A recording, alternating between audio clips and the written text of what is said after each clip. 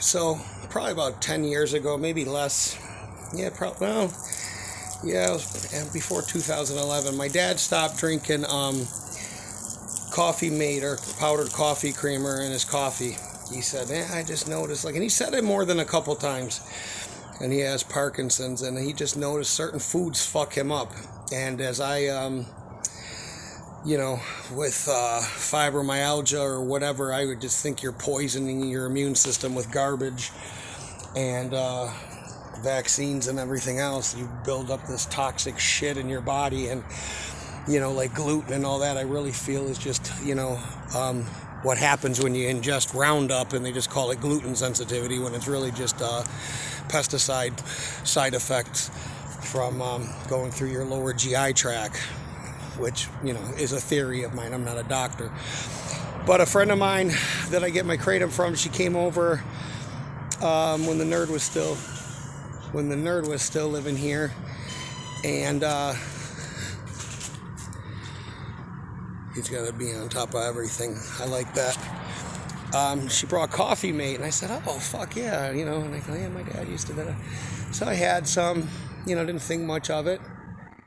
And then, like a week ago, no, not even a week ago, I got some and I threw it out. The nerd said, you can light that shit on fire. It's got titanium dioxide in it. I go, titanium? Is that shit in deodorant?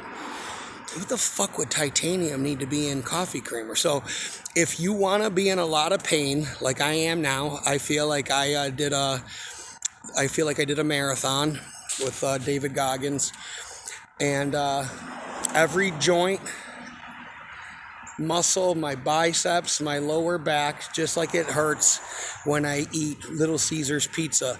So if you have fibromyalgia or you're sensitive to food products, put some Coffee Mate in your coffee, and it just proves that there's shit. I mean, like, you have to know the shit that they're putting in our food.